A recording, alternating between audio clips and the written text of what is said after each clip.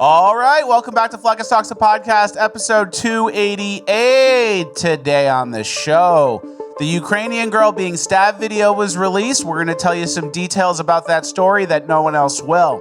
Then, 40,000 Haitians are headed to Indiana. We're going to tell you how and who is to blame. Then after that, Panera is the next fast food chain to blow themselves up. We'll tell you what's going on there. And last but not least, in urban decay, black crime stats are actually even worse than what's being reported. We're going to tell you how they're lying with the numbers. All this and more is Fleckis Talks, the podcast, episode 288, ranked the best news podcast of all time. Because words are just words until action actually starts. And actions speak louder than words, but at the same time, words speak louder than actions because sometimes it's the right thing to do. Very cool. Very cool. It's Fleckis Talks, the podcast, featuring Richard Grabboy.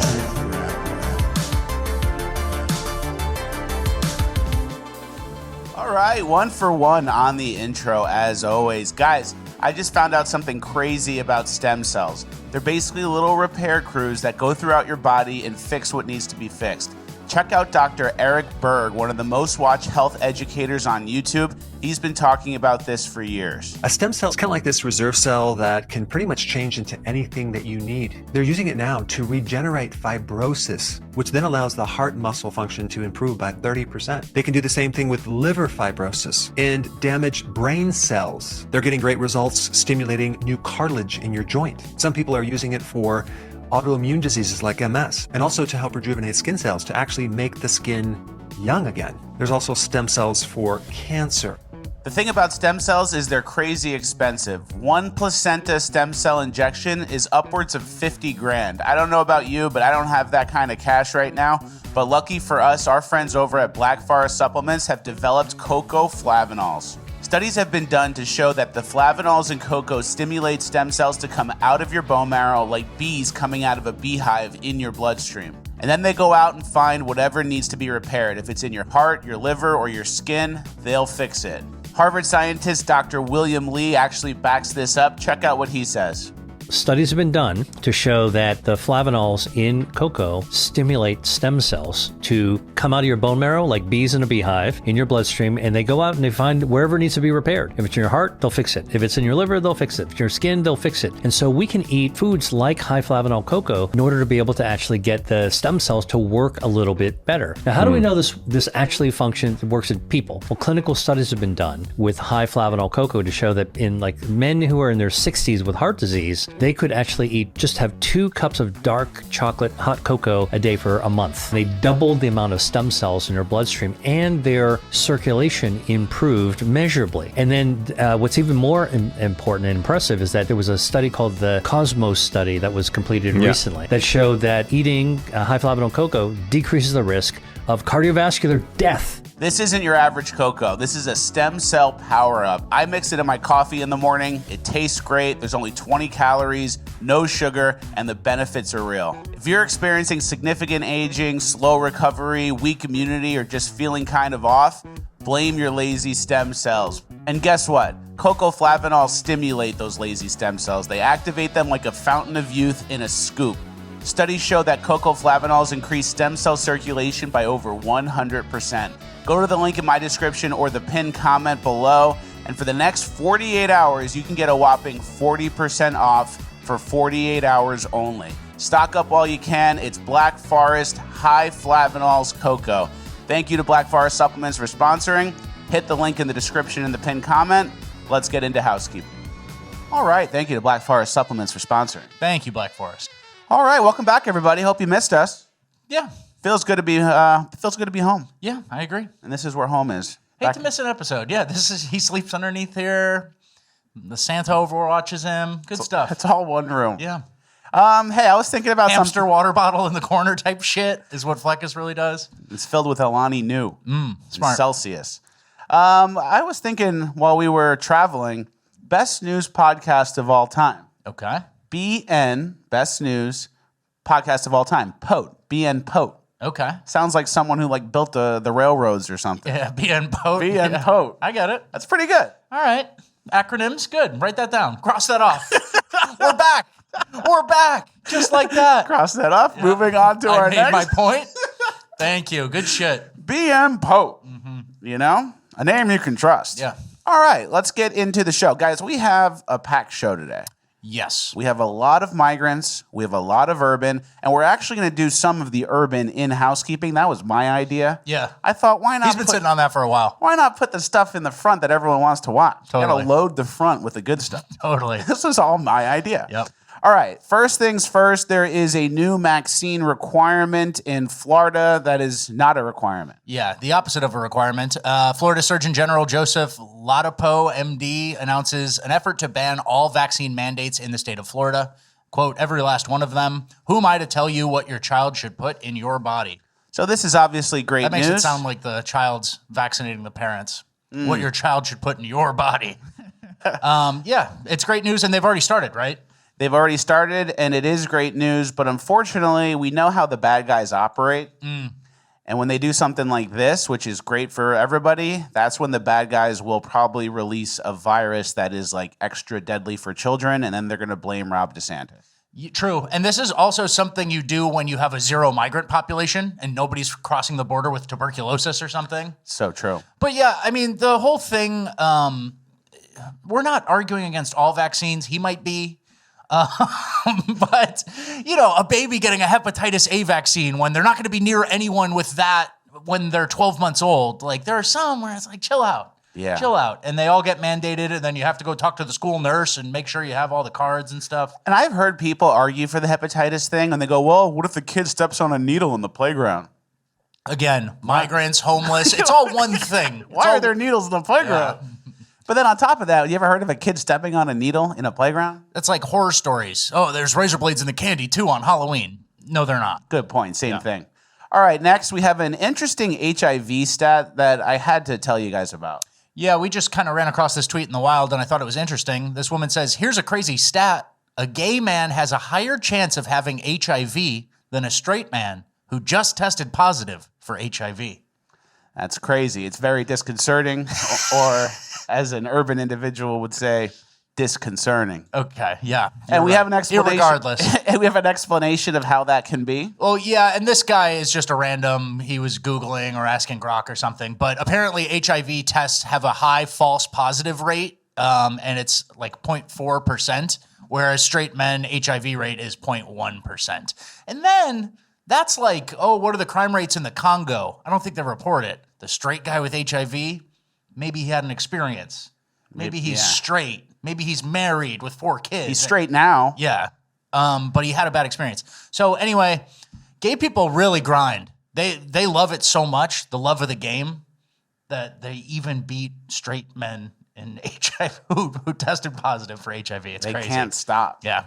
Well, let's get into an interesting story. The city of Austin is changing their logo after like 200 years of a normal logo. Yeah.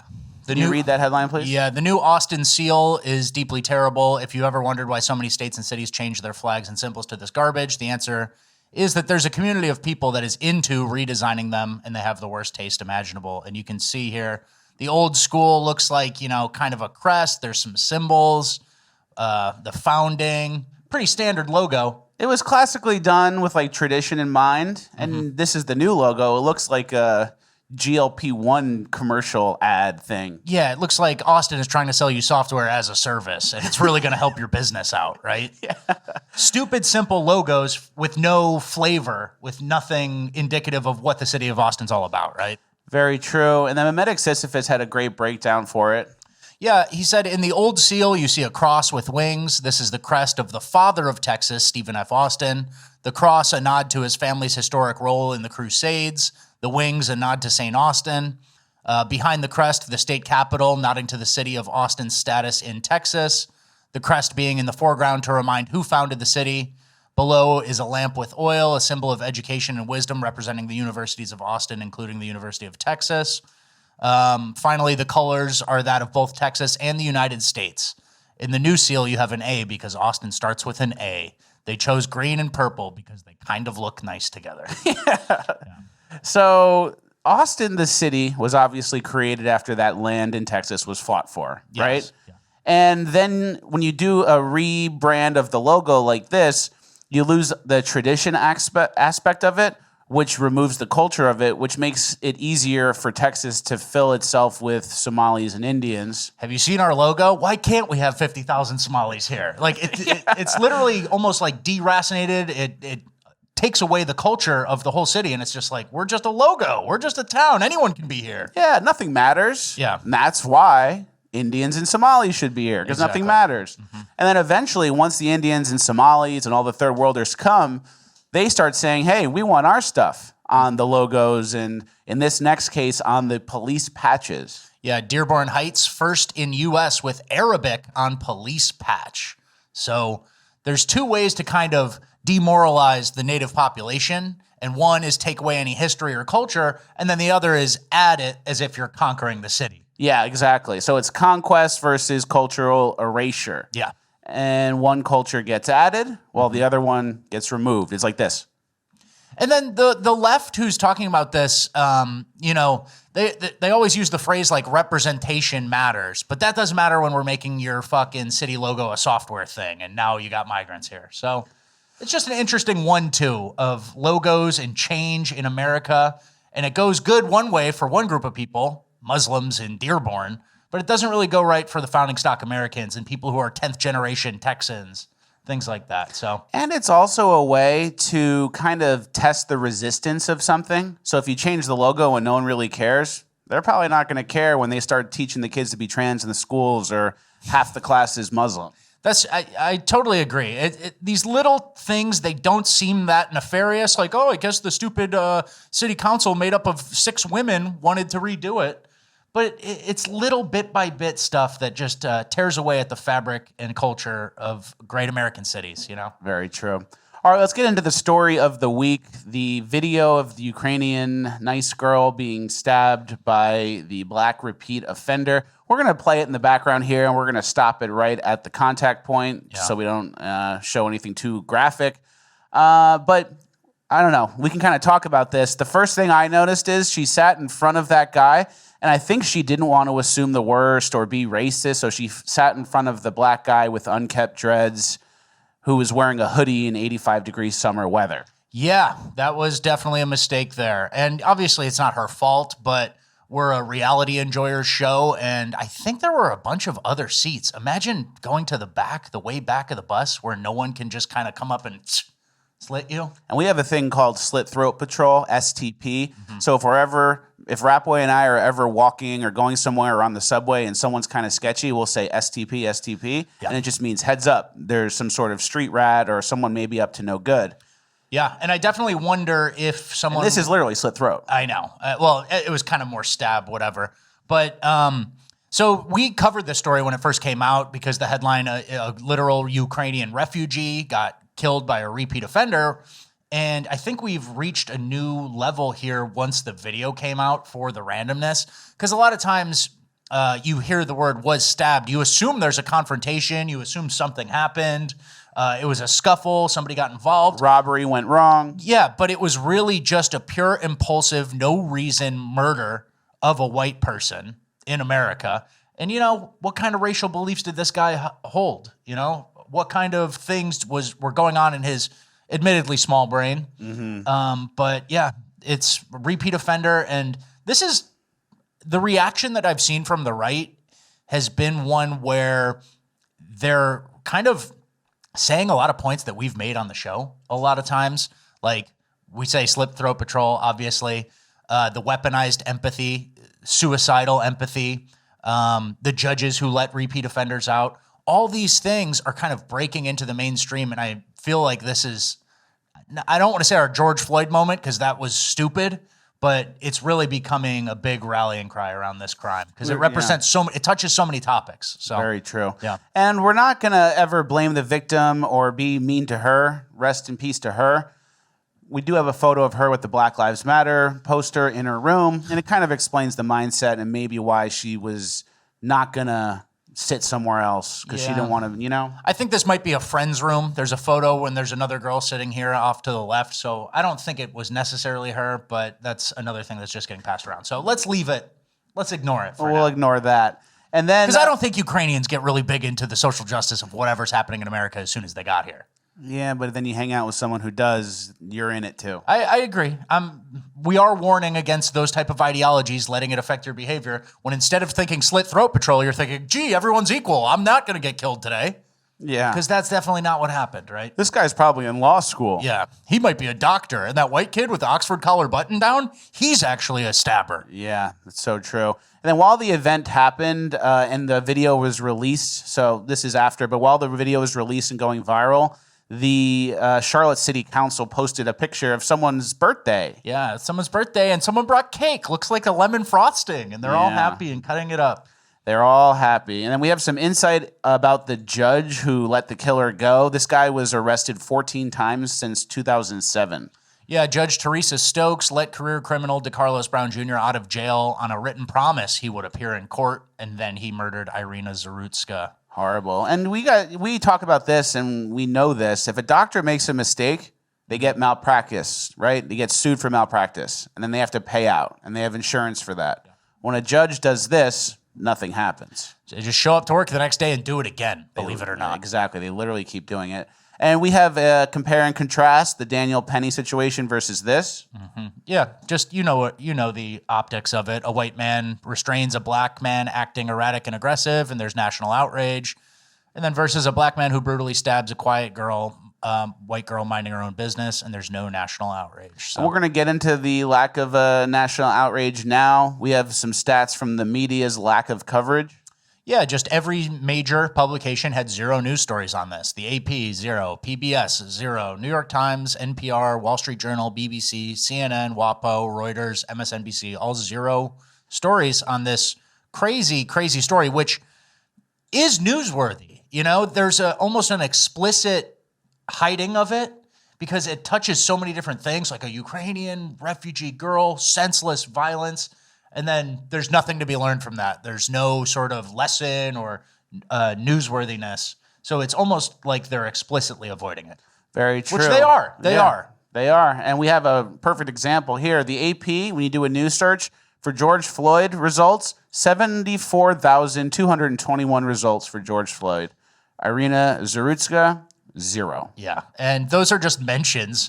Like, so those aren't individual articles about George Floyd, but think about how many times they mentioned and brought up George Floyd. They keep bringing him up. They want you to not forget George Floyd. Well, every random interracial thing, they'll say, in the wake of George Floyd. You know, they just keep bringing it up. Which is why I mock George Floyd. And I have all these George Floyd shirts. I have these pictures of him on the wall kissing Dylan Mulvaney. Yeah, that's a good one. You have to. Yeah. Because that's their golden goat. Mm-hmm. Next, New York Times, same thing. Daniel Penny, tons of results. Irina Zarutska, nothing. And then Axios did mention it, but the context in which they mentioned it was alluding to MAGA's anti-crime message, and it was actually saying, like, MAGA people are pouncing on this story. Yeah, grisly Charlotte stabbing video fuels MAGA's crime message. So all the articles now, they'll be like, see, we wrote about it, but they're in the context of how mad the right wing is, instead of actually reporting it and telling you what happened, right? And then in that Axios article, which is crazy, can you read this part? The video is easily shared or leaked and can instantly pollinate across social media, a visual counterpoint to statistics showing crime decreases. And so that's what they're leading with. Crime's down while this girl got stabbed in the neck by a 14-time repeat offender, violent, bad word. Yeah, very bad. Very bad. The worst word that you could say on a YouTube show. And then also in that Axios article, they're basically blaming the security cameras, saying, oh, because this was caught on camera, now everyone's saying that, like, black people are doing crimes at worse rates. And that's something that we've seen a little bit with these leftist places like LA or San Francisco. It was one of those West Coast cities, isn't publishing mugshots anymore. A lot of people have been calling ring cams racist and stuff. And these things that are designed for accountability and public safety are kind of going to get demonized because they're showing too much black crime or something. Soon they're going to say, no more body cams on cops. I know. And then cops can kind of go, the real racists, the true OGs who stuck it out through this whole thing, they can start getting to work if they wanted to. That would be great. And then we have some more I'm like making a joke. That would be great. I'm making a joke too. All right. And then we have more about the judge who let this guy go. Yeah, she was involved with a Second Chance Services, some sort of nonprofit where like she would give the guys easy sentences and then send them to the mental health and addiction clinic in Charlotte, offering peer support, therapy, substance abuse treatment, blah, blah, blah. And then someone looked into her school history. Yeah, Chris Burnett said, I checked the judge's LinkedIn and saw she went to Cooley Law School, a school he'd never heard of. He said, I learned that Cooley has the lowest bar passage rate of any accredited law school in the country, and even its own Wikipedia page describes it as, quote, the worst law school in America. And that's where she went, and she's acting with, now she has a degree and she's acting on it. And we actually have some, Chris Burnett had more context for her. Yeah, on her LinkedIn page, she has a typo in her job description. She's a judge in North Carolina. Great. Maybe that's how she pronounced it. I live in North Carolina. Yeah. How do you spell that? And then we have some black on white victimization stats. You know what they are, guys. The rates are crazy, and you're 31.1 times more likely to be attacked by a black person than a white person is to be attacked by a black person. And there's so much less of the population, so that's really insane. Yeah. And we're going to get to more of those numbers in Urban Decay. But overall, I mean, again, just to reiterate, we had the judge, the DEI stupid judge, letting a repeat offender go, a girl not being on her toes at night, a lot of themes that we've been hitting. And, people just are kind of waking up to it. And I hope it's almost like a good thing that we're finally having some frank discussions from some more mainstream people. But if you're a show watcher, we've just been waiting for a brutal one like this, an even more insane one. And we covered people with a lot more repeat offenses than 14. I think we have a running thing, and we saw 80s, 70s, and some of those are more petty, and some of those are violent still. But there's a lot of these people on the street right now. And if you don't think he targeted her because of her race, which there's some video that going around where it says, I got that white girl. At the end of the video, that's what he's saying, yeah. I got that white girl, or maybe he got that white girl. Could be somebody else saying it. But either way, even if he wasn't racially targeting her, which I believe he was, then the judicial system's change because too many black men are incarcerated already affected this. Whether or not he was racially motivated, his easy and light sentences and him being out on the street was racially motivated no matter what. So yeah, we have a race issue in America, and we need to come to terms with how many violent blacks are out there. It's true. But keep in mind, it's not every black person. And we're actually going to go through different types of black people here. This is not all inclusive, but there is a lot. First, we have the anime blacks. Yeah. These guys aren't bad. Relatively safe. They're more Japanese than they are American black. They're into cartoons. They're a little nerdy. I would sit near this guy on the bus and not worry that much. Very true. And then after that, we have army blacks. Yes, sir, no, sir types, great people, similar to country blacks. During their coming of age, they learned about discipline. They usually drive an old pickup truck. Very nice guys. Yep. Next, we have construction worker blacks. And these are people that chose to work manual labor instead of taking EBT and getting Glocks with switches and doing licks. Yep, absolutely. They could still get a little crazy on the weekend. Yeah. And we're not saying all of these are all good and you're safe near all of them. They might fight you. But like the guy in that video was a particularly glaring example of like someone who I wouldn't sit by, the hoodie up and the bad dreads hoodie up. And so that's why we're going through some of these. This next guy is Dominican. Don't really know much about that. They look black, but they're Dominican. They insist they're something else. They have the same hair. They have a lot of the same features, but they insist, that's not me. I'm going to look into it. Yeah. But I think they probably will fight you if they're drinking. And they like baseball. They like baseball a lot. Yeah, Something they do to love know. baseball. Next, we have Crazy Eyes, Dirty Dreads blacks. Yeah, so that's something I want to say because I think this is a new thing that we can fully endorse almost.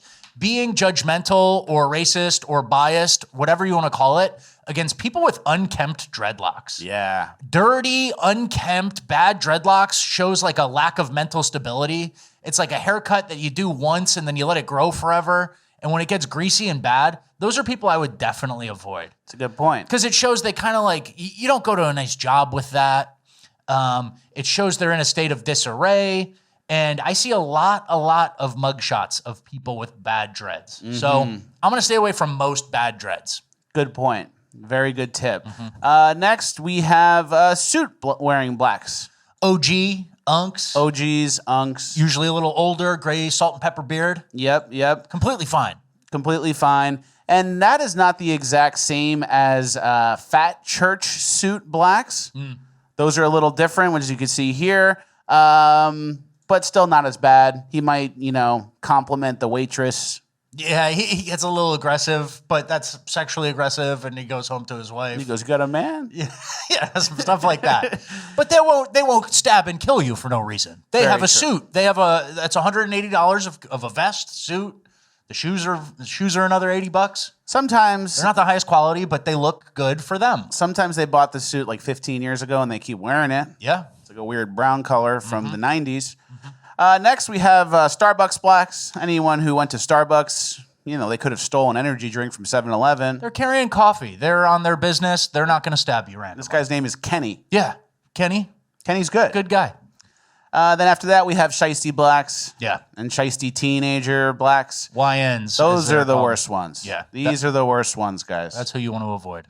Everyone knows that. And then the final is another dread guy. And we're actually going to cover what he did in Urban Decay. Yeah, this was one from this week. But yeah, the bad mismanaged dreads, I think, is a huge indicator for slit throat patrol. And hoodies in the summer. Hoodies, anybody covering their face, the baggy pants. Guys, you know who to avoid, and you know who could go crazy at a moment's notice. And it's actually important to know that these days. You have to keep it 100. You have to be living in reality. Exactly. And you know who's not living in reality? D.L. Hewley, as you guys know. Yeah. And here's an example. D.L. Hewley posted this upcoming video. This is going on while the stabbing video is going viral. And then he posts this, and he thinks that it's evidence of a hate crime. This is Trump's America. So a gang of violent white teens were caught on video yelling racial slurs and attacking a 14-year-old black kid, trying to put him into a meat grinder. This took place at a barn party in Wisconsin, and the media is barely even talking about it. Check out this video.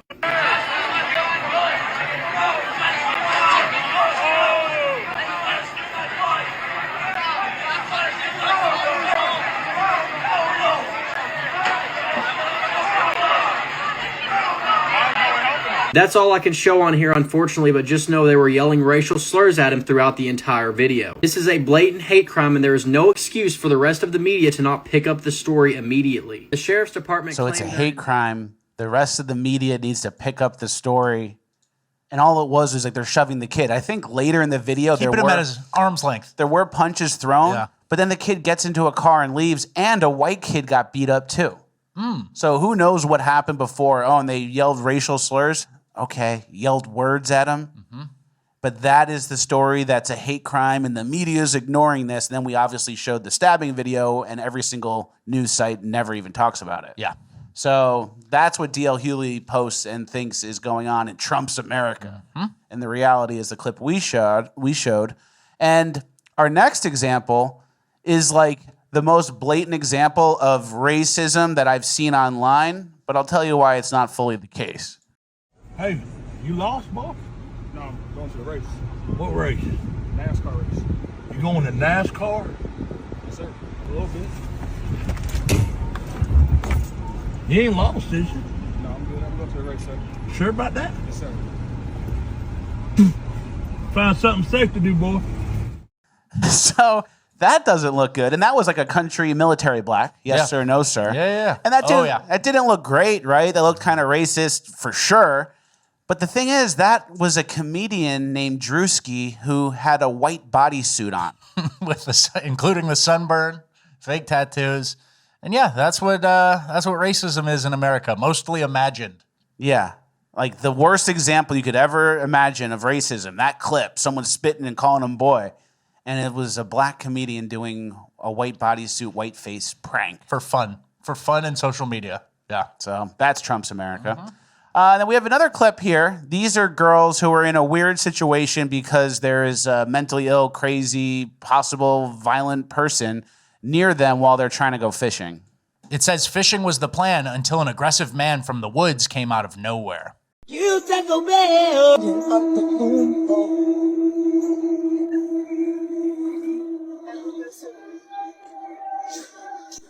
found a branch and started swinging it around. He's mumbling to himself this whole time, blocking the exit, and kept getting closer.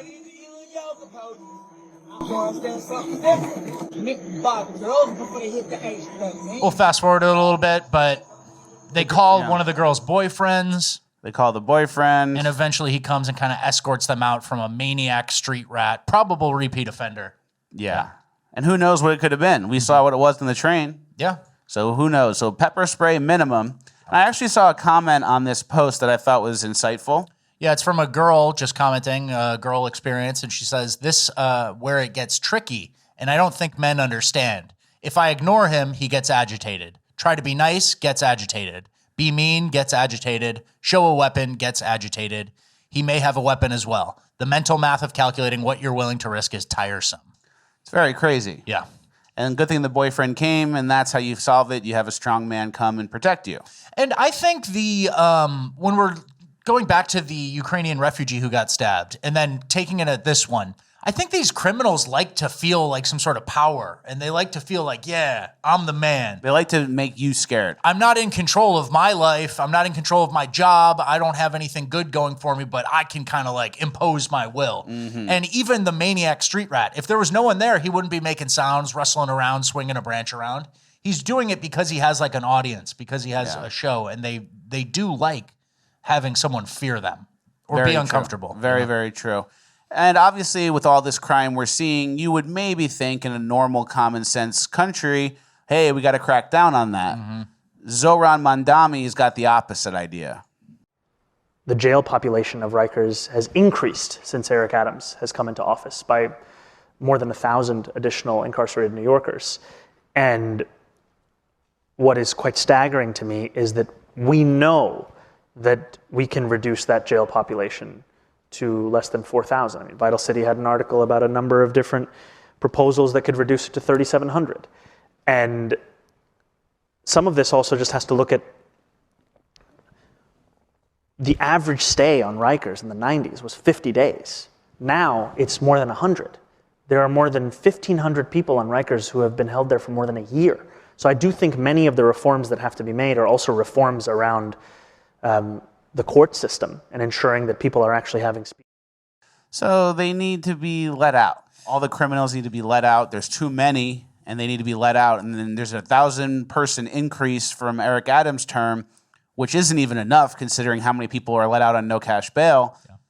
And then you want to lower the numbers even more when New York City is more crimey than ever. Thinking there's a right number of people that need to be in an institution at any given time is like the most retarded thing I've ever heard.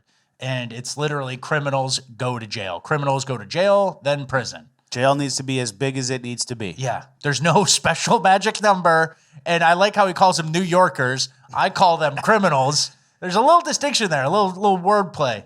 Yeah. And this type of policy gets people stabbed in the fucking neck. Yeah, empathy for the criminal. Yeah. That's how you ruin everyone's life. Mm-hmm. All right, let's get to a more upbeat story now that that's done.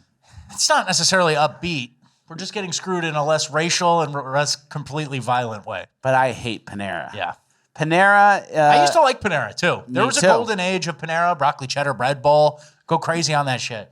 And there was a time when Panera, like it started as a place that wasn't another like food microwaved in the back from frozen. Yeah. It was like, oh, this is hearty soups and sandwiches. Mm-hmm. Well, they've gone away from that. This cup of soup is $9 at Panera. Just in case you don't think we've lost our minds, this cup of soup at Panera was $9.50. All right? It makes me think about my dad growing up. My dad was like a huge penny pincher when we talked about food. If I called him up and told him that this soup was $10 and I wanted it as a kid, he would have told me I lost my damn mind.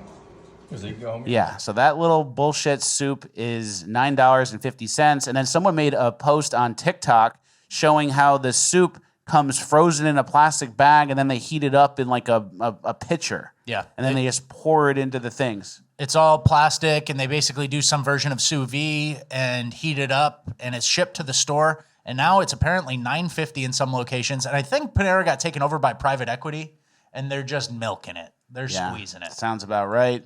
And then we have another example, Subway, you know, $5 foot long, $5 foot long. That was a mistake how long they ran those commercials based on what they're up to now. Yeah, that jingle was a little too catchy and everyone remembers it, but now it's a $20 foot long. A foot-long sandwich, the Beast. The Beast is $18.99. 9. The other ones are $15. 12 for the half foot, and a right. 4X'd. $10 for a little cup of soup. $20 for the Beast from Subway, and it's not even good, and it's usually run by some Indian guy or Pakistani. And it's kind of telling me that it's food at home season. And we were talking about this before the show. You could buy a sack of potatoes for like $. Dirt, nothing. They give it away. And then you get your own They fryer. want you to take it. Exactly. It's dirty. Take it out of the store. It's dirty. And then you get your own fryer, and you can do beef tallow, and you can make your own fries at home. And then it used to be, well, it's 100 McDonald's fries. Is this worth it? But now it's like it's 20 trips to McDonald's instead of 100. To make your own. Yeah, like if a fryer costs $150, you're like, well, I could get fries from McDonald's 1,000 times before this pays for itself. And now it's not, it's way different. It's worse. And that's what happened with me and my meat slicer that I make carpaccio with. I'm only 5 carpaccios away from breaking even, and I've had like 10 carpaccios. So every time I eat carpaccio, I make money. Have you used the meat slicer for anything else? That's Fleckus math if I've ever heard it. I get paid to eat carpaccio at home. Yeah, you won't believe my life. I'm getting paid. No, but I mean, that's totally true. Like, make your kitchen your sanctuary. I think there's still the high-end restaurants, like if you want to go to have a high-end experience and have nice wine and good dishes that you couldn't make really yourself, there's still some value there. But this low-end, oh, it's quick and I know it's bad for me, but I'm going to do it because of the convenience and how cheap it is. It's kind of, it's like the welfare cliff where if you make too much, then I don't get my benefits. It has a similar diminishing return these days. It's exactly. It's not cheap anymore, and it's not that convenient. The people who work there are migrants, and they don't wash their hands, and the food's dirty and fake and gross and frozen. And then Panera, a lot of times when I think about who is on the other side of a trade that I'm in, and the trade is my $9.50 for Panera, and it's private equity guys who are looking to cut corners and fucking rip you off and smoke you, it kind of pisses me off. Like, it's one thing if mom and pop goes, oh, eggs are expensive. We're putting a little surcharge on. Sorry, guys, we got to do this. Versus some private equity guys who are like, let's move these pencils around, move a few numbers on the Excel spreadsheet, and give them the soup in a bag for $10. That pisses me off, you know? Yeah, and you got to realize who's trying to gut you, who's trying to rip you off. So there's a good opportunity for Waffle House to come out and say, we're not doing anything.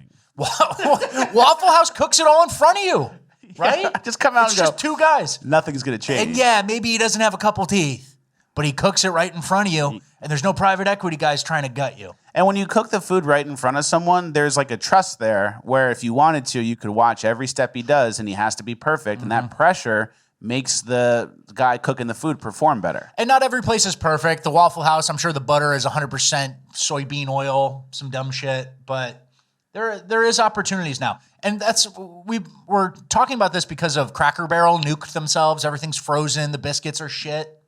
And like almost every chain is making these poor decisions. Texas Roadhouse is one that I see making some good decisions. We'll see if they keep that up. Yeah. Keep an eye on the rolls. Yeah. Once those rolls go frozen, sell. It's over. I'm calling my stockbroker. Yeah. Our last piece of our little food section here, these are like 3 different ice cream companies, and watch what happens when you leave them out.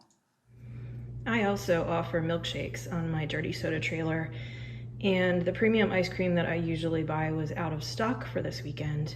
So this is Aldi's Sunday Shop brand. Accidentally left it in the back of my trailer from Friday night until late morning over the Labor Day weekend, late morning on Monday. And it did not melt. Like, what kind of chemical, disgusting wizardry is this? Not good. And ice cream's easy to make, right? Yeah, you get a little Ninja Creamy. There's easier ways too. You make it at home, raw milk, honey, vanilla extract. Yeah.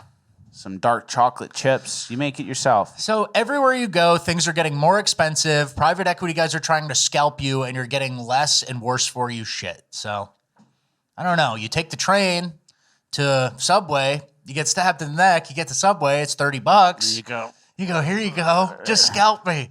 Take my shit. And then there's Somalis outside.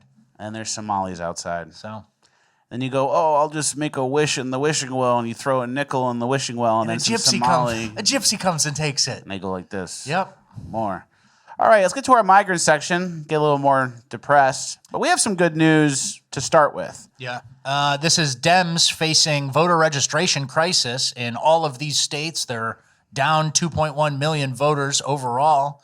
And Libs of TikTok says, wait, so illegals are getting removed from voter rolls while red states are passing election integrity laws. And all of a sudden, Democrat voter registration numbers are plummeting? Very interesting how that works. Yeah. And our next story is what we mentioned in the intro. 40,000 Haitians are heading to Indiana. Yeah. It doesn't make sense. And this was from a post that sparked this whole thing from Lieutenant Governor Micah Beckwith. He goes, yesterday I sat with Haitian pastors from Marion County. Their people have endured earthquakes and violence, and now more than 40,000 are seeking asylum here in Indiana. We spoke about barriers of language and culture while also discussing the power of faith and family. What I saw was not a community asking for a handout, but people determined to work hard, raise their children to become contributors to the great Hoosier state, and assimilate to the American way of life. Yeah, they're Hoosiers. Those Haitians, an earthquake happened there. They're Hoosiers now. Yeah. And it's weird because Lieutenant Governor Micah Beckwith, whatever his name is. Yeah. Before, when he was running for his position, he was against Haitians coming to Indiana, and he even called it an invasion. Yeah, Micah joined Kayla to speak up about the Haitian migrant influx happening in Indiana, calling out local and state leaders for their silence. His latest investigation into the surge of Haitian migrants is a bold move to ensure Hoosier safety and uphold the rule of law.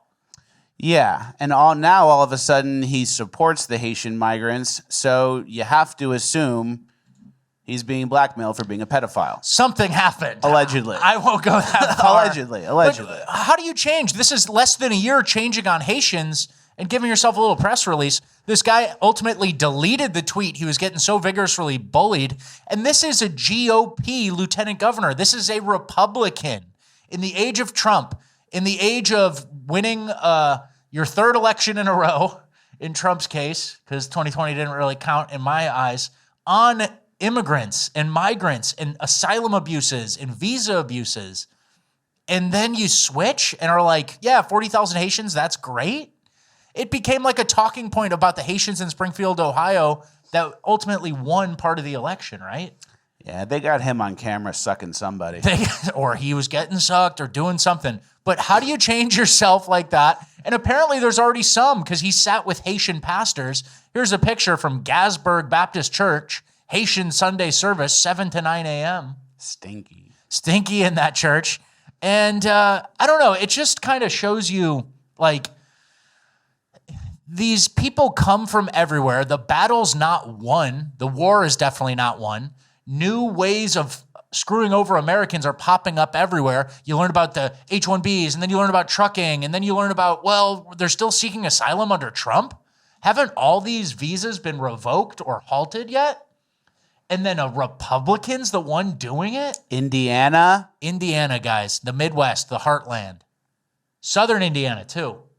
Crazy. So it pisses me off, and this guy got ruthlessly bullied. This guy got humiliated online. Something needs to happen bad, because this stuff is still happening. The train keeps moving in one direction, even when we get electoral victories, you know? Crazy. Very powerful things we're up against. Yeah. And what does it look like when these third worlders come? Well, they can't even go on the escalator.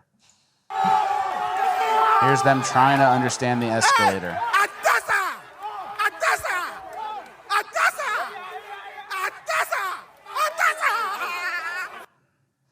And they're scared of the escalator. Totally falls down. It's actually kind of sad. They're but scared of the escalator. They can't figure it out. My dog went on an escalator one time, and he figured it out pretty fast. He was nervous at first, but then he got it. He was calm, yeah. He just kind of stiffened up, but he stood there, and he didn't get jammed by the gap.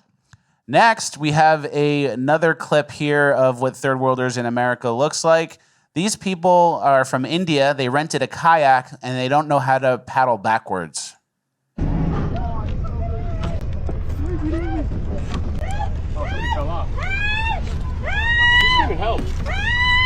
Are you okay? Are you okay? Hello? Hey, Hello. what's up? How? Why? We are not able to swim. Oh, Wait, well, paddle. just paddle. You gotta paddle backwards. Paddle backwards. Yeah. Yes, you can. No, go the other way. Go the other way. No, paddle the other way. Paddle the other way. Go that way. There you go. yes. Keep on going. Paddle backwards. There you go. Nice. There you go. There you go. Okay. Okay, now you go the other way. Okay, now paddle forwards and turn your paddle around. Yep. Flip the paddle. There you go. That's expert. You know they're shitting in that boat. Yeah, they return it to the kayak rental place all shitted in. Yeah. That's for sure. So I guess it must be like adrenaline junkies. You go rent a kayak and you can't swim and you're like, woo! Yeah. Let's fucking go. Yeah, that's like standing on the edge of a high building or something. You're just testing fate. Yeah, these people are nuts, man. That was pretty good. You know what? Bring them to Southern Indiana. Let's get them in deep in Nebraska. Let's teach them how to kayak. Yeah. It's our responsibility. Mm-hmm. And it's getting to the point where there's so many third worlders here that they're now getting their own doppels. Nah, guys, I'm absolutely crashing out. When you see the guy who works at this petrol station, now I get why people say, pump number 5, please, boss. It looks exactly like him. Oh my fucking days, what the fuck? So they get their own doppels. And I think that was in England. Petrol station. Yeah, whatever. But they have their own doppels, and that means that our doppels are going down while theirs goes up. They're taking away our doppels. They're bringing Haitians to Southern Indiana. The fight is far from over, right? Very true. And then we have another example. This is an Indian professor, and this is what the class sounds like. When you have one in your domain, agree or not?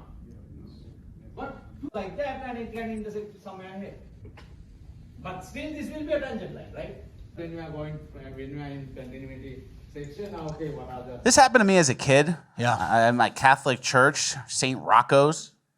We had like an Indian pastor, an Indian priest, and no one could understand what he said. And it actually made church, I didn't listen in church as a child. That hurt you. Couldn't hear anything. Couldn't hear anything. I know. And it was really, it hurt, yeah. It hurt you hurt me spiritually because we had to bring migrants here. Yeah, and it does make sense. You pay so much money to go to a nice college, and then somebody who can't even talk is helping you. It's crazy. Very crazy. Yeah. But there is good news on the Indian front. Trump is reportedly mulling a proposal that prevents tech firms from outsourcing all their workers to India.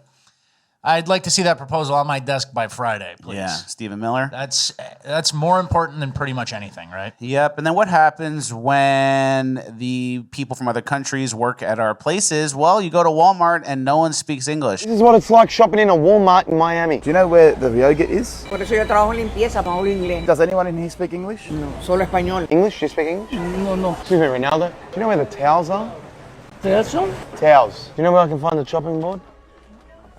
English? No, English no. My Spanish is pretty rusty. El chopping border? Everyone speaks Hispanic. He asks several more people, and they all speak Spanish in America, you know? All speak Hispanic at Walmart. Not good. Gualmar. Very not good. Mm-hmm. And then... that's why I say, like, the battle's not even close to being won. And we've talked about the language stuff with trucking. They can't read signs. They can't communicate with people. Remember the first Indian guy we showed? He goes, oh, yeah, I did this. Yeah. That's how you're communicating about how you jackknifed a 40,000-pound truck? Yeah. Great. It goes away. But they're taking ground everywhere. Mm-hmm. They're taking ground everywhere.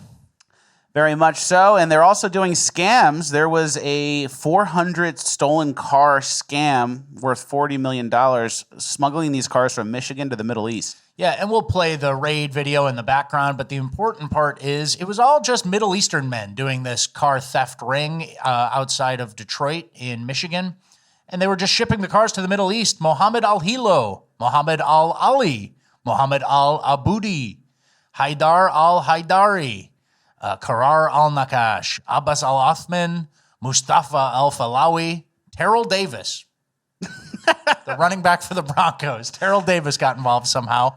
David Roshinsky Williams. So they had a couple American people in there. That was the liaisons, I bet. 100%. Shame on you guys. You should know better. They don't know how to speak. They're stealing our shit. They're shipping it to the Middle East. It's just like we're inviting international crime, people you can't communicate with, international criminals, sex abusers. And then we got our own problems. We already have our own neck knife stabbers on the light rail. So Makes you really not want to go outside. And that's part of the plan. Yeah. They make it so you don't want to go outside. So then you just self-driving car. You go in the metaverse. Yeah. And then that's better than real life. You let the Waymo pick you up. Like in Get Ready Player One. Mm-hmm. And then that's what they want. They want you to live in a dumpster. Yeah. And go on your headsets. In the favelas of Brazil. But you'll all be in a great world with your headsets on. Don't get sucked on the computer. Yeah. They have a tube you put on your... All right, let's go to our next and final story from our migrant section. You know Maryland Man, like the last time it was it Maryland Man last time too? Kilmar Abrego Garcia was Maryland Man. There's Maryland Man 2. Yeah, Marilyn Manson too, Maryland Man. There's just a new one, a new criminal, illegal alien murderer. This time he's a murderer. Kilmar Garcia didn't murder anybody. He was just a general scumbag. But Maryland Man charged in killing of missing 19-year-old Dakara Thompson. So this guy basically picked her up at a gas station, took her to his house, killed her, dumped her body off of a bridge. Nice 19-year-old American girl. I don't know how nice she was, but we're going to assume that she was nice. And one little problem, guys, he had gotten arrested for a DUI 5 months ago, and the Maryland Man wasn't handed over to ICE. So he went on to kill an American citizen. So as much progress as we're making with a lot of these people, stopping the incomings at the border, deporting people out, going ICE, is now in Chicago. We just won a Supreme Court ruling in LA that we can kind of racially profile people, is what I'm hearing.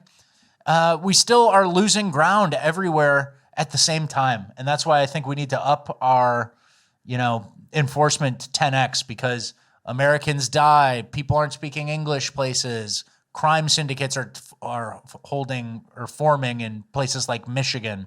So it's just another reality check that there's a lot more work to be done.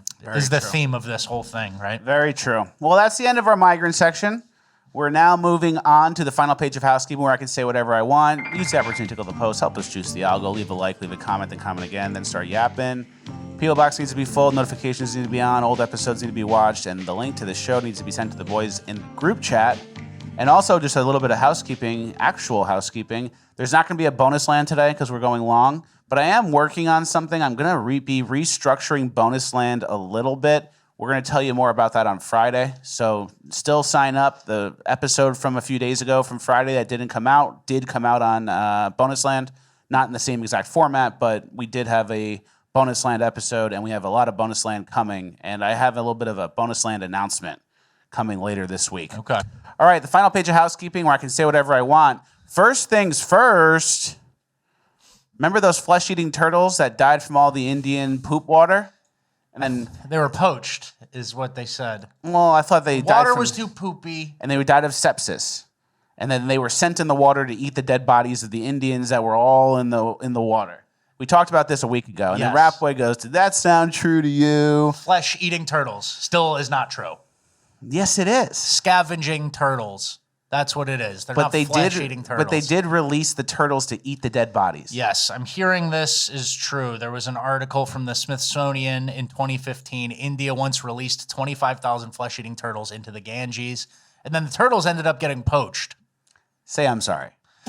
That's a correction. I'm not personally apologizing. But just say I'm sorry. No. I'm sorry, sir. No. You know what, actually? Just say I'm sorry, sir. I'm Who sorry. cares? I'm sorry, sir. I'll salute you. It's okay. I'm not mad. You know what? The only reason I did that is because Fleckus, before this trip that we just went on, he was having me trim up his head, and I said, say, please help me, sir, and I made him salute me. So what goes around comes around. You earned it, brother. Pleasure doing business with you. Yeah, I was buzzing my head, and there's parts in the back I need to be sure of, and I bring in the hitter, the closer. The reliever. But yeah, Indians are fucked up. It was a 4chan post. It didn't ring true to me, but I guess I got to recalibrate my whole worldview of Indians. Rings true to me. I got that right. I got that right. Yeah. All right. I got that right. I got that right. Next, South Park guys are all Bill Bird. Yeah, so, South Park's been kind of on this new thing where they're getting like $1 billion from Paramount Plus, just unreal amounts of money, and they're just doing Trump shit with Trump's face on a character. They're really kind of like, I don't know, sold out is what I would say. And then we found these pictures with their significant others, and they just both got Bill Burred with like black women. Yeah, they're married to black women, which is interesting. And I think that's probably why they never make fun of fat, loud black women fighting at Walmart. Because there is a lot of material there. That happens quite a bit. There's a lot of material there. And then also when it comes to Trump, most of the material, instead of making fun of Trump like they do for being stupid or he's with Satan in the bed, you could make fun of the left side's reaction to Trump and make them look retarded. And that's actually true and funnier. There's both, yeah. But the fact that it's so one-sided makes me question what they're up to, and I think we found a little bit of an answer. I don't think I've ever seen them really go after, like, fat black women who are fighting. Aging men, they get a younger black wife, too, and then they just get henpecked. They don't have the energy to fight back, so they just kind of, like, absorb a lot. And it's like, imagine someone who's constantly on offense, and you're just kind of trying to live your life. Oh, honey, just leave me alone. Put on my reading glasses, drink some coffee. Eventually, you just get steamrolled into one direction. You don't have the energy to fight. That's a good point. So, all right, next we have a weird clip of Gavin Newsom kind of acting like a lizard person.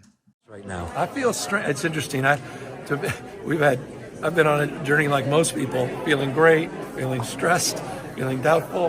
The last 2 days, I don't know what it is. I think it's maybe the dust settling after Madison Square Garden. Seeing how that went, kind of a roller coaster. But something's happened the last few days, and I'm telling you, that Des Moines Register poll, I mean, I don't know. I don't expect Iowa necessarily going in the blue column, but it says something to me that is of outsized importance potentially in terms of the outcome. So that was a clip from a while ago, but it went re-viral because it was kind of like he's doing the sign language interpreter. Yeah, he's doing the sign language interpreter shit, and he's kind of manic and like maybe, I don't want to say cocaine guy because he'd probably sue me. Yeah. But he did call that Indiana lieutenant governor a pedophile. Allegedly, I said. Yeah. Okay. So allegedly, he's doing a little bit of nose nachos, a little partying up the nose. And he's on my lizard list, as I'm sure you guys can imagine. Here's what he would look like without his skin. Yeah. And just a regular iguana, like the Geico gecko. Yeah. Maybe that's what it is. They're showing us the Geico gecko, and that's predictive. Predictive programming. You're absolutely right. And we obviously have a large lizard list. Zuckerberg's on it, Lady Gaga's on it, Kamala Harris, Hillary Clinton, Yuma Abedin, Jeffrey Epstein, Peter Thiel, Ryan Seacrest, and possibly Mario Lopez. I heard they tried to get him, but it didn't take, but they definitely got Screech, they said. I thought Mario Lopez was our guy. I thought he was kind of right-wing. Well, that's what I'm saying. They tried to get him, and it didn't take. And what's his name again? Mario Lopez. Mario. That's what you say. Does everybody else say Mario? And only Italians from New York say Mario? Mario Brothers. Is that how it goes? Yeah, you say Mario. Mario Brothers. and Luigi. Yeah, interesting. Shut up. I just wanted that on the record. Say sorry, sir. No. Say thank you, sir. No.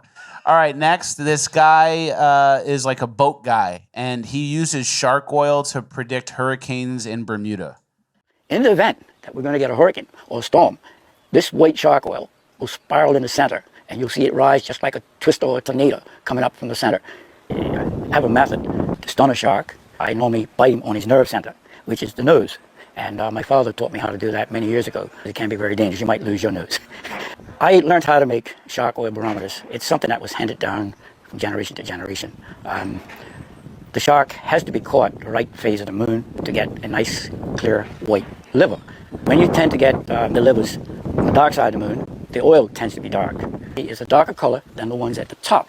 That's because it was taken at the wrong time of the moon phase. Because the day is... It's interesting. Yeah. Shark oil barometer. Doesn't really ring true to me. That's okay. We remember what happened last time. Shark oil barometer, I'm willing to double down and risk my reputation again. You think it's nothing? Yeah, I think it's Then nothing. how come when a hurricane comes, the I think oil there's starts a certain spinning? type of guy who like makes his life all about one thing. Like this guy's a shark fisherman, and then you start kind of seeing things that aren't really there with sharks. But his dad taught him that. Moon phases. This predates technology. I know, but I think that same thing, that human nature of like, oh yeah, like a guy who only hunts bears and lives in the Rocky Mountains. It's like, oh yeah, you get that bear meat. You start getting a little crazy. Yeah, maybe. We'll look into that. Someone messaged me so then we can make Richard Rapway apologize again on Friday. Yep. All right, next. I don't know what this is. All I have here is Fleckus Doppel 1 and 2. Yep, here it is. Looks like some AI of some Fleckus type. There he is. AI. They're making AI about you now. You're kind of like am I the guy? I'm the guy on the bike? Yeah, you're like kind of like a prototypical fat American that they prompt it, you know? Fat American guy. AI. I don't even get it. Here's Fleckus getting off the plane. They had a special thing for him to get off the plane from the trip. I'm the guy in the, where am I? I'm the guy in the vest, because the high-vis vest I used to wear. You're the big guy right there on the crane. You're getting craned off. So, good for you, buddy. And then... Well, Richard Ratboy has his doppels, too. Yeah. Someone sent this to us from Twitter. They took a picture of a stranger at the mall at Dillard's. Which is crazy. And he's looking directly at the guy taking the picture. Yeah, he caught you. Good so for we you. got you back. That's a nice one. I'll take that one. That guy kind of does look like me. He looks better than me. And I like Dillard's. I love Dillard's, yeah. Let's make it about that. All right. All right, next, I kind of realized something while traveling. You know how everyone says Epstein didn't kill himself? It's like a meme? Yeah. That's probably true. And then when everyone says Epstein didn't kill himself because they body swapped him, put that rubber body in, and then let him flee to Israel or something, everyone's saying Epstein didn't kill himself. It makes them laugh. Yeah. Oh, I get it. What you're saying. Didn't kill himself. Epstein didn't kill himself, and then the step above meaning Epstein's not even dead. They body swapped him, and he's in Israel now. He didn't kill himself. Yeah. Something to think about. And they get off on it. They get off on it. They get extra squirts because they say it right to us. Yeah. And we're saying it back, and we just we're so stupid we don't even understand. Well, I understand. We figured it out. We both agree with that. I get it. And we agree. Smart. All right, last piece of the final page of housekeeping. It's the question of the day. And I want you guys to answer in the comments as well. Have you ever been cringe? Yes. Personally, yes. You fucking loser. Is that your point? Yeah. Oh, you've never been cringe? You've never done a cringe thing? I've been cringe one time. In 8th grade, we were at a pool party for graduation. I pushed my friend Colton in the pool, and then he goes in the pool, pulls out his flip phone, which is ruined, and he goes like this and throws it on the ground because it's ruined. And then everyone at the party looked at me, and they knew I was retarded. Yeah. But that was it. Yeah, that's being cringe, yeah. That was cringe. It was stupid. You've had other cringe for sure. That was it. You ever strike out with a girl? You ever lean in for a kiss? You ever misread a situation? Yeah. That's Start not thinking. cringe. That's not cringe. There's cringe. There's cringe, brother. I could go through your life. If I watched your life on videotape, like some sort of Black Mirror episode, ding, ding, cringe, cringe. You just think you're cool or something. Everybody knows they have cringe moments and cringe memories. Do you have a cringe memory of yourself? Yeah, and I'm not telling you. Shit you couldn't torture out of me. Cringe you couldn't get out of me 10 years later, and I hope the guy I was with died. That type of cringe. What were you and the guy doing? I hope he's dead. I hope he's fucking dead. No, dude, you're acting like sick. You don't have cringe. Everybody's got cringe. The problem is, the key to not being cringe is not stacking cringe up. You can't stack 20 cringes back to back to back. Because then you're cringe. You have to recover. You got to go, oh, that was a low moment. I'm back to normal. Oh, that was low. And you take some time off. Yeah. So if you do something cringe when you're blacked out drunk and you say something stupid or you send some bad texts, you take some time off. You take some time off. You reflect. Absolutely. All right, that's a good point. All right. All right, well, let us know in the comments your guys' cringe moments. And that is the end of the final page of housekeeping. We're moving on to cringe of the week. All right, cringe of the week. Our first clip, this guy is talking about the struggles and the issues he has and the hard parts of being a content creator, which is very relatable. Yeah. Literally don't know if I can do this anymore. This is supposed to be fun. Streaming is supposed to be fun. Making videos is... So he's having a hard time. He's not having fun anymore. He lost his love of the game, you know? Yeah, and then here's some of the content he was posting. Hello. Crap on me, shit on me, poop on me, crap on me, shit on me, poop on me, crap on me, shit on me. Take a fucking shit on my fucking face. I bet he's got a big Indian audience. Yeah, maybe. They like that. Well, when it comes to content creation, it's all about picking a lane and committing like that guy did. Sure. You don't want to compete with the people who are saying piss on me or puke on me. Yeah. You have to differentiate yourself. I agree. And he's been standing out, and I think he should just take a couple weeks off and get back in the seat. Yeah.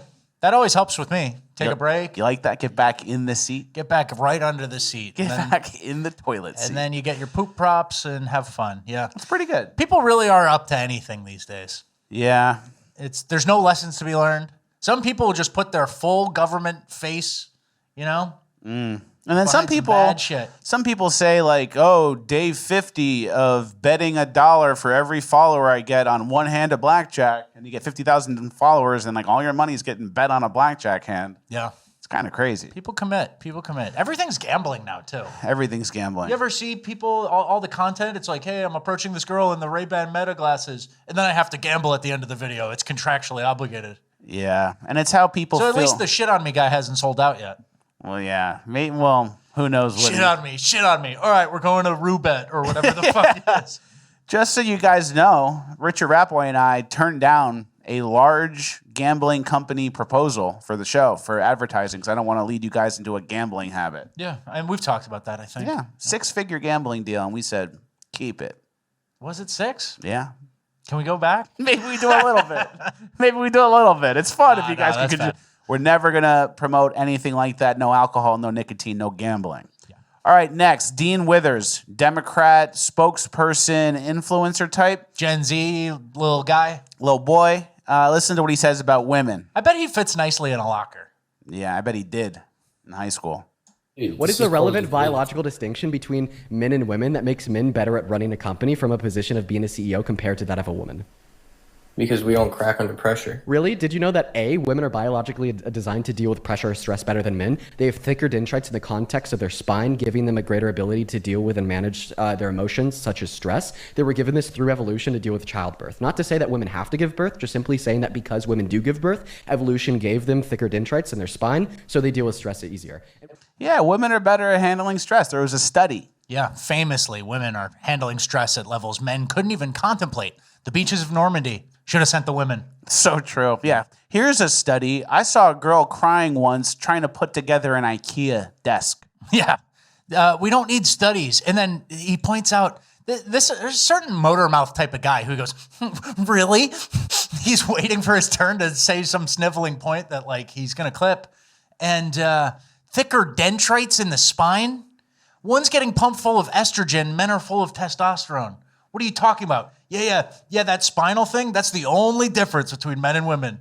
Dendrites in the spine. It's all about the dendrites. He made that up. There's no such thing. There's no such thing as a dendrite. No, I'm kidding. And women's brains get fried from pretty much any job. Yeah. And then they can't like be themselves, and they can't be like fully feminine if they're stressed about money or safety or job security. So it's like completely the opposite of what he says. And these are the types, these Democrat, whatever, they're always citing studies. Yeah. Not just observing reality and like what's true based on what you've seen a million times in your life. You go, well, a study. It's easy to launder it through. There's some study about dendrites. I was just thumbing through it when I set up this fake call where you could call in and then I own you.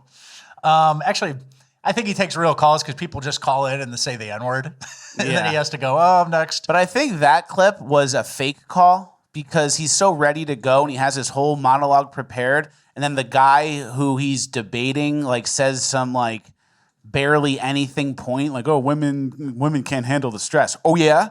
Well, like that's what he does. Why does every woman who succeeds in corporate America act like a man? It's true. That's interesting.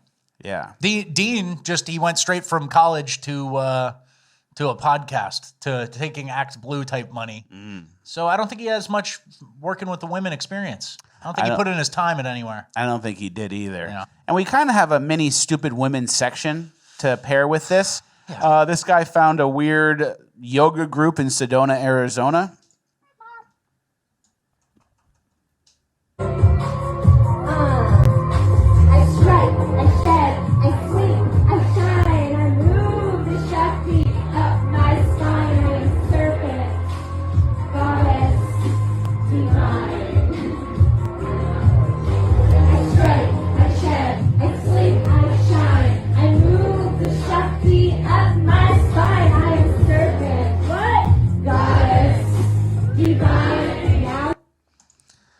Always something about their period. Yeah, and I don't know. There's always something about being divine or like ascending or being higher. Yeah. And I don't get it with women. Maybe that makes them feel good. Maybe this is their version of like sports betting with the boys. Yeah, We're doing. They're divine. Drink 10 beers. They're divine. They're higher, whatever energy. They're a goddess. You can't do a pull-up. Frequency. They're always talking about frequency, divinity. It's a good But point. no pull-ups. And it's probably a high divorce rate in that group. I would think so. Because you don't have to listen to a man because I went to Skidmore. Skidmore. Yeah. It's like college. Yeah. No, that's a good one. Thank you. All right, next, this lady and other women across the country are protesting RFK by getting COVID booster maxines. So here it is. Fuck you, RFK. I'm going to keep injecting myself with this experimental vaccine. Yeah, and Fuck you, RFK. She got all the tattoos. She's got lifeless eyes. I'm assuming she has a vast number of former sexual partners and possibly no one who committed. But yeah, you owned RFK. You show him when you get a stroke when you're 36. You're divine. And the left half of your face doesn't move. Yeah. All right, next. This woman is a cheater, but she's a good woman. Good girls cheat too.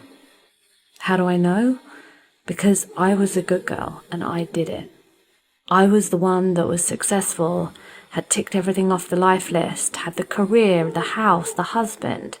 Everything looked so neat and perfect from the outside. And I still cheated. But it wasn't because I didn't love him. It wasn't because I wanted someone else. It was because I had abandoned myself for so long that something in me just needed to scream just to know that I was still here.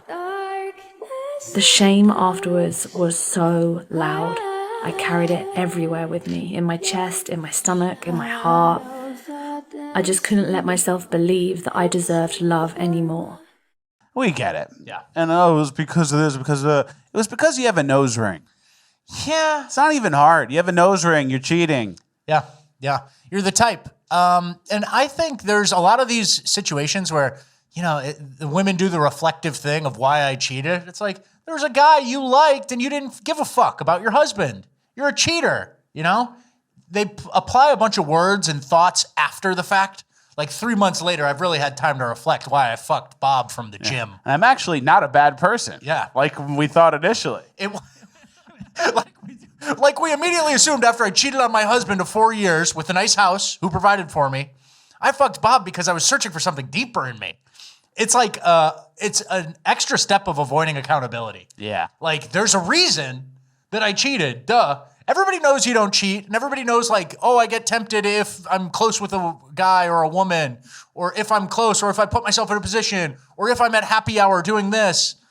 And like, yeah, you cheated because you're a scumbag, not because you were finding yourself and your goddess divine, and it's the nose ring and you're a bitch. I don't know. And then after months and years of digging deep and finding out about myself, I realized I'm not a bad person. Yeah. Yeah. It's pretty good. All right, to wrap up the stupid women section, I found this meme. I thought it was pretty good. Yeah, this guy said the modern left is basically 4 groups of people. Boomers who watch cable TV all day. Minorities that get free stuff. Women that went crazy on birth control and SSRIs. And then mentally ill gender goblins. That's it. Which group do you dislike the most out of those modern left 4 groups? I'll tell you mine. 2, 3, and 4. Okay. I was going to say mentally ill gender goblins don't move the needle anymore, and they're running out of power. The women that went crazy on birth control and SSRIs is a big voting block. The minorities that get free stuff, I'm not happy with them. I dislike them personally, but they don't give themselves the free stuff. There's not a lot of them to give themselves the free stuff. That's a good point. So I think women that went crazy on birth control and SSRIs are actually the most subversive. And they vote against their husband, and then they don't marry normal people because they're all freaked out. They cheat on their husbands with the nose ring. That's a tough group. That's a good point. They're in Sedona, Arizona, chanting things to themselves about how they're better than the normal person or something. That is a very good point. They that think might be they the know worst. better. Yeah. And same with boomers. They think watching the TV makes them know. Yeah, everyone thinks they know better. So two of the groups that we talk about the most actually aren't moving the needle as much. The minorities that get free stuff, and then mentally ill gender goblins. Like, watch how we've been talking about the EBT and just taking it away. They just complain on social media, and then they got to adapt to the new world. They don't have the political power to keep the EBT coming. That's a good point. So smart guy, Richard. All right. Let's move on to our next page of Cringe. We have WNBA players lose to middle school basketball players. This is one of the most hilarious basketball videos you will ever see, bro. These middle schoolers were schooling WNBA players. Y'all thought I was playing. Y'all thought I was playing when I said WNBA players can't even beat middle schoolers, or they would have a hard time. They would give them a run for their money.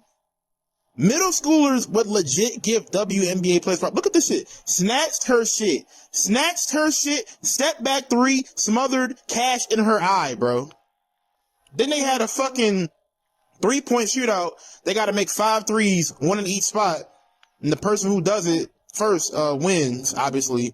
This kid was dogging her shit. She's like the left wing. He all the way in the right corner. Just watched her shit. I don't think he missed a 3. Yeah. And then in that contest, they did it 7 times or 8 times. 7-1, the middle schoolers won. Wow. These middle schoolers need to be paid what they deserve. I think league minimum for middle schoolers now $300,000. I think that's the complaint. So, oh, that doesn't make any sense. They don't make any money. No one comes to the middle school games. You still got to pay them. It actually they just dog walk. It's what they deserve. Yeah. Next, we have a woman cop versus a 130-pound Hispanic man. 2 women cops. All right, who's going to win? The little Hispanic guy or the 2 female cops in full body armor? Great. It's great. He's a game for him. He's not even really fighting. He's not even trying. They're starting to laugh too. I believe in you. Whoever wins, I believe in you. Good God, he's getting it. All right, you want to fast forward? We'll fast forward to when a man comes and gets him on the ground in 2 seconds.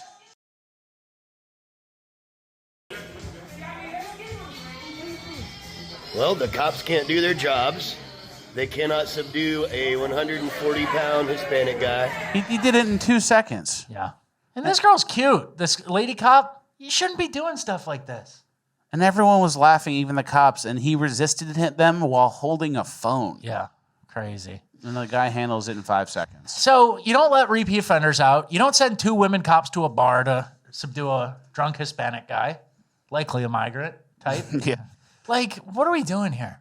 It's not good. I don't know what happened to America, but the common sense is gone, man. Yeah. And this isn't just women. It's not just women. That Cringe might have felt like we were bullying women a little bit.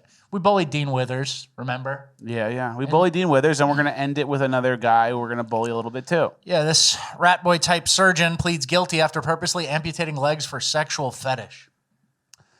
You know, this is insane to cut your own legs off, but is it that much different than a trans person cutting off their body parts? At least this guy's wearing male clothes and knows he's a dude. Yeah, he's aware he's still a guy. He just gets jerked.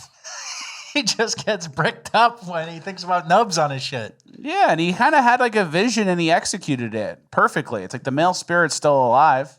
It's not directionally correct, but... Got hijacked by internet fetish websites or something. But he's like, I want this. And then he went and made it happen. You can't do that, sir. It's impossible. No one will do it. I'm going to get it done. And he did. So you got to respect it a little bit. Fair. All right, that's the end of Cringe. We're now moving on to Urban Decay.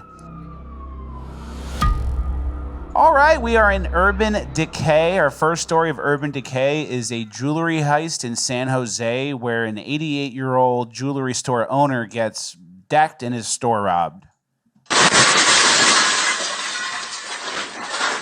The Ocean's 11 heist, backing a stolen car in. Everybody get the fuck out! Everybody get the fuck out!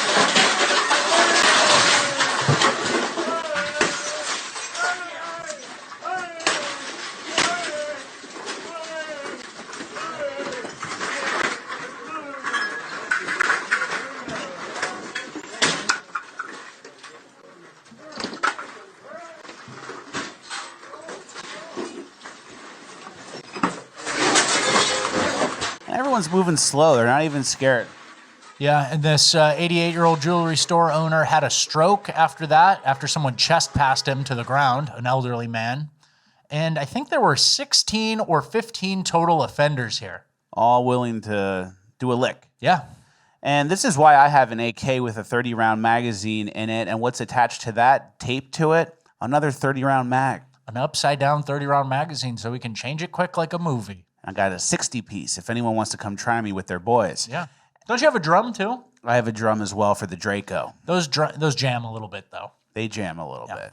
I was thinking, like you said, like real Ocean's 11 shit, driving the car into the thing in the middle of the day, and then you hit everything with a hammer. Yeah.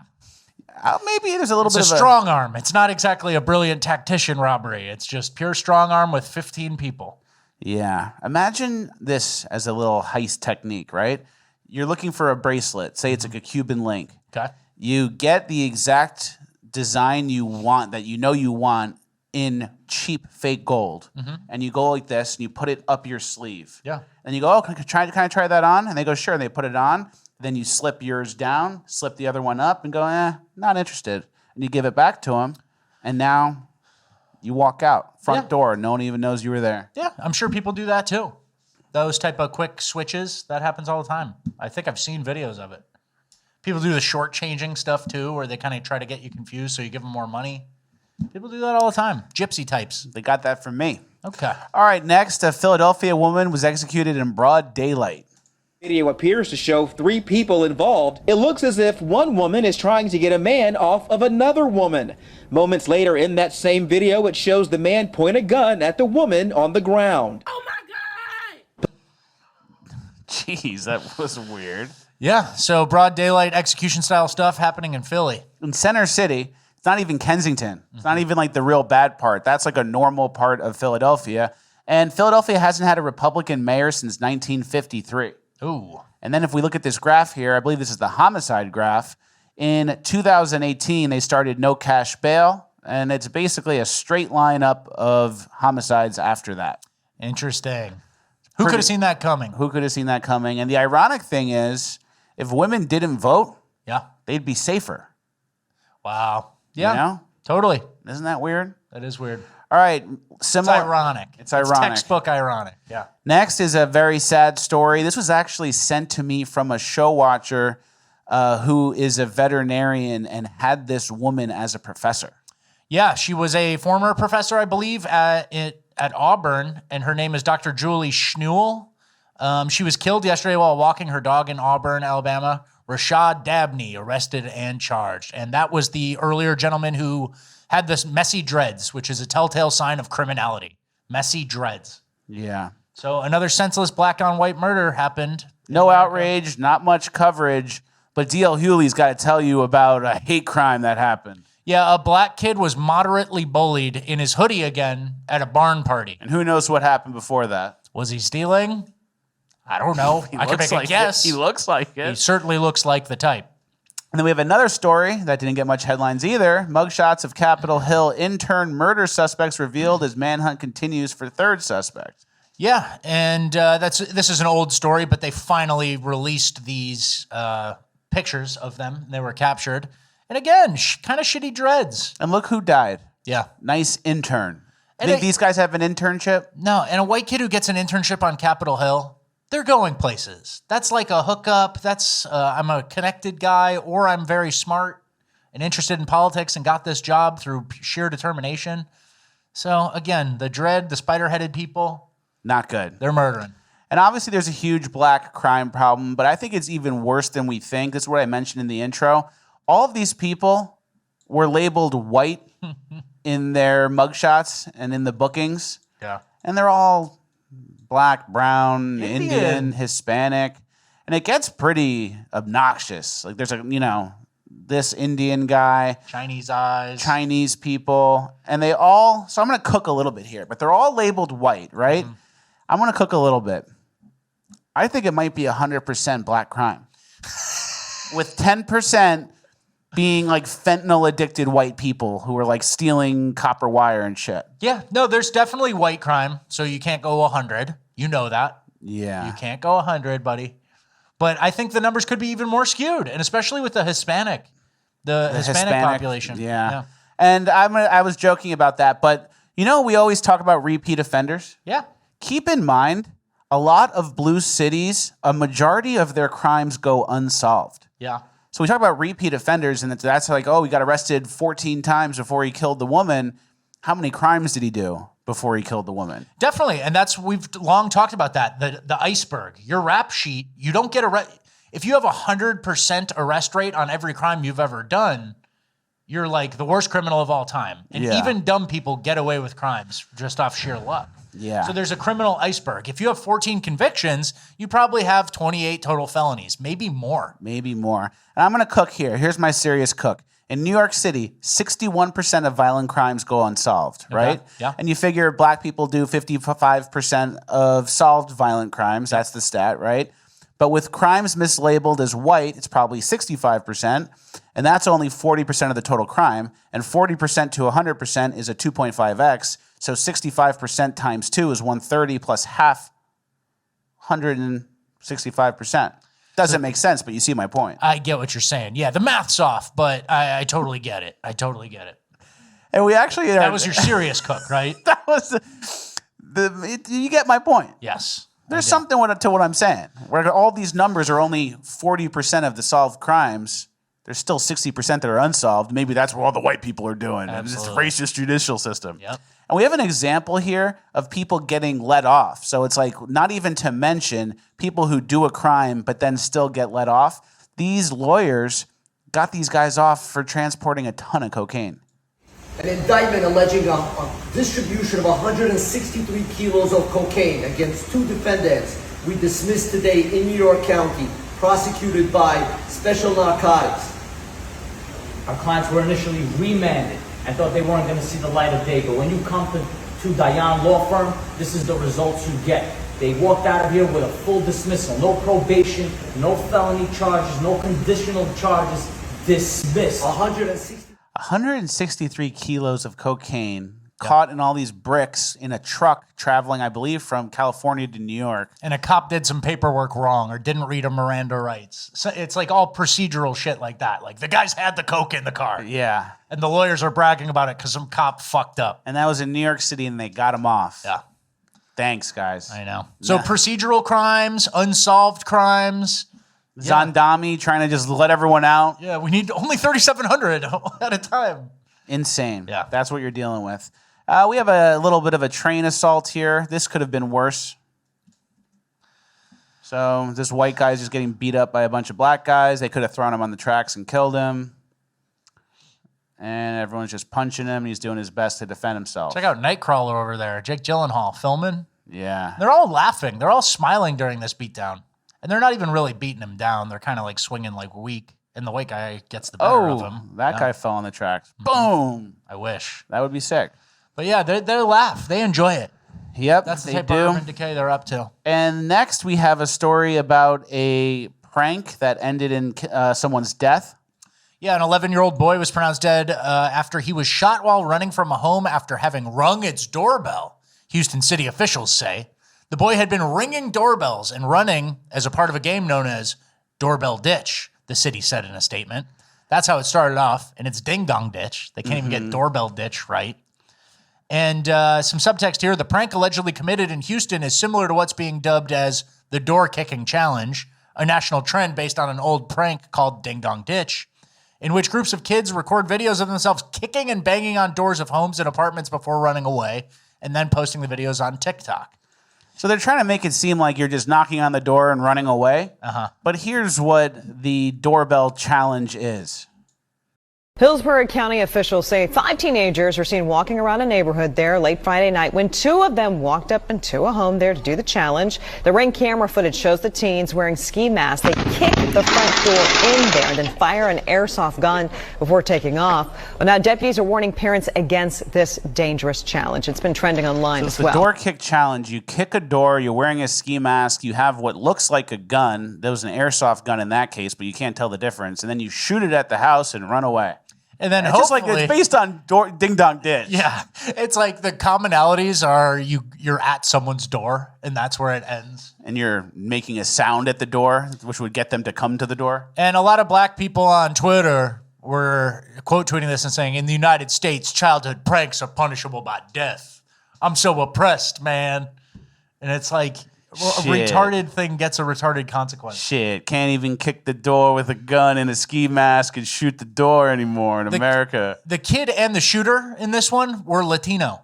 They weren't even black, but it was obviously a black proliferating prank, and then black people thought it was about them. Yeah, and then Mimetic Sisyphus had a good point. Yeah, he said, once again, begging the black community to actually parent their kids and explain why kicking in someone's door in the middle of the night is bad. That would solve a lot of problems. Yeah. So that was that. We're now moving on to our final clip, or we have a couple more clips, but we got Jasmine Crockett, in my opinion, threatening. I want y'all to know that every day that I walk in those halls, regardless of whatever rhetoric they put out about me, I am a very serious lawmaker. At the same time, if you try me, you will find out. I just want to be clear about that because I am truly a black woman. Sound like she gonna get violent. The left loves to talk about dog whistles, and I think she's hinting at her constituents that she'll beat someone up. She's a very serious lawmaker, but she won't hesitate to slap a bitch. I will fight. And don't forget, black women have a higher murder rate than white men. Yeah, that's a very fun fact. And here is Jasmine Crockett at Walmart. Five Below? Yeah.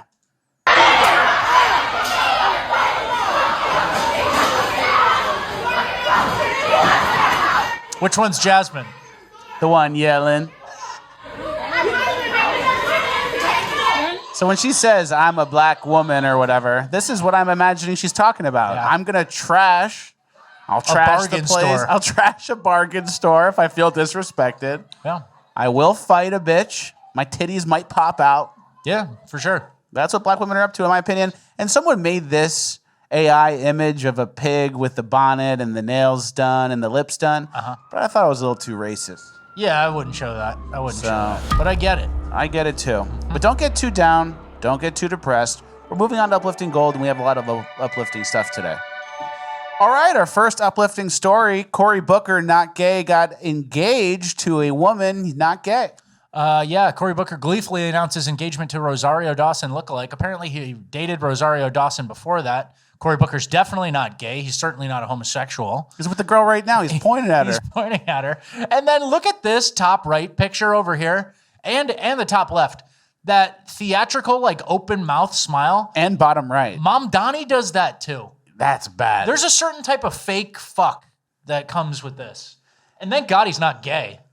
Because that would be horrible. He's definitely not. He's got all these pictures with this girl. Yeah. And like we mentioned in Cringe, the nose ring is a bad sign for a girl. Yeah. Another bad sign, and it's usually girls or gay guys, is when they take a picture with their friends and they go, let's take a picture. And you go stand next to each other and they go. You watch them do the fake laugh. And they do a fake laugh. And it's like, we take a picture. And it's like, all right, take a picture. And you go like this. Yeah. And take a normal picture. Or you smile. You have the standard smile that you do. And you're smiling for a picture, not pretending that you were laughing because you had so much fun and then someone took a candid shot of you. Yeah. Red flag. I really don't like that girls throwing back their head. It's retarded. Yeah. All right, next, this is Uplifting. I thought it was hilarious as well. Can you read that? There's a growing outrage among some liberal federal employees because they have to see President Trump's face all day inside the U.S. Department of Labor building. There's a poster on the outside of the building of Trump, and then if you're in the office, it's just Trump's looking in at you all the time. Love that. That's good. All right, next, I didn't know where to put this clip. It's not necessarily uplifting. It's almost kind of sad, but everyone's okay, maybe. Put my phone in there. Those old people exiting a house. Slow down! God damn it! Oh, God. Oh, my God! Oh, my God. Oh, my God. Oh, my God. Hold on. Let's do one at a time. It's just a crazy moment. Didn't know where to put it, and everyone's okay, so it is kind of funny. Yeah, that's a bad stare. You see that little stare that they have immediately? No hand railing. And they both just... That's a death zone for old people. One after another. Yeah. You know, I heard when old people break their hip, if they ever break their hip, their life expectancy goes way down, immediately. That's a bad thing. So you gotta keep your head on a swivel, keep your elderly parents away from bad stares, guys. Yeah. All right, our next story is these elks. They take the stuff off, the velvet off their horns. This These are boys. They do it together. Think it feels good? It looks like it hurts. It feels good. Itchy. I feel like Jerry knows about that. Jerry knows about the horns, getting the horns, chewing them up. Yeah. That's pretty good, though. And it looks a little gruesome, but it doesn't hurt. Yeah, good. And it's good to see that. It's just like you learn. How do these elk, how does an elk go from, having the velvet to that? Yeah, thank you. You're welcome. All right, our next clip. This dog helps this guy. He chews his nails.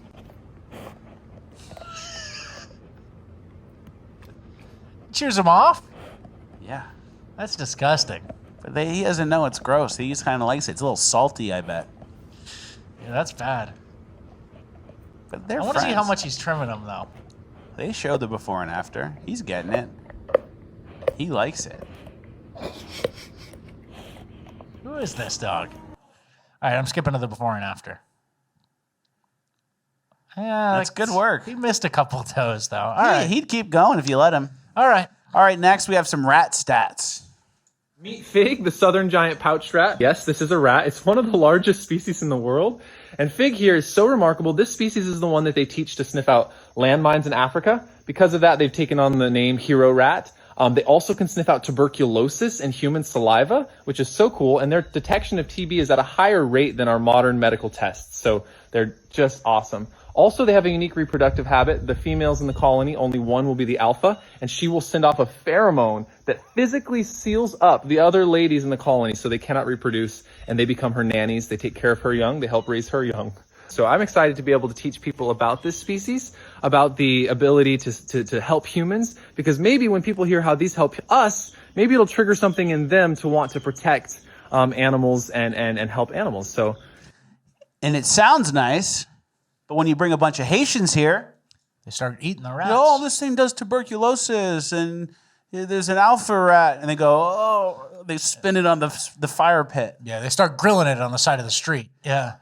And then they open the fire extinguisher or the fire hydrant, and they start slip and sliding. And they're grilling the rats. And they're grilling in Brooklyn. Indiana. All right, next we have a guy getting pranked. They put like a fart spray in this guy's suit.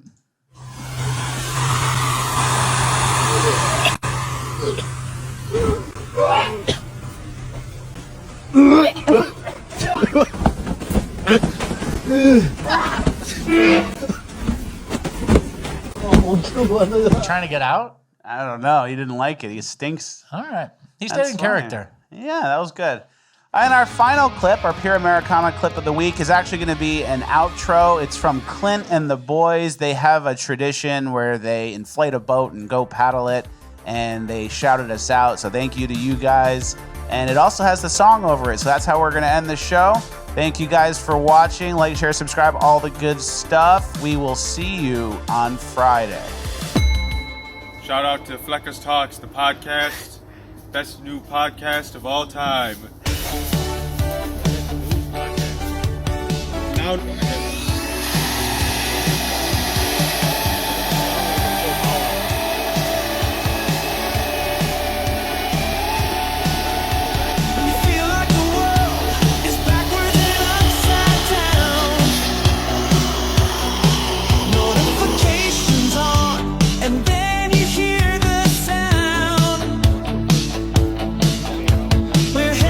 podcast, the best news podcast of all time.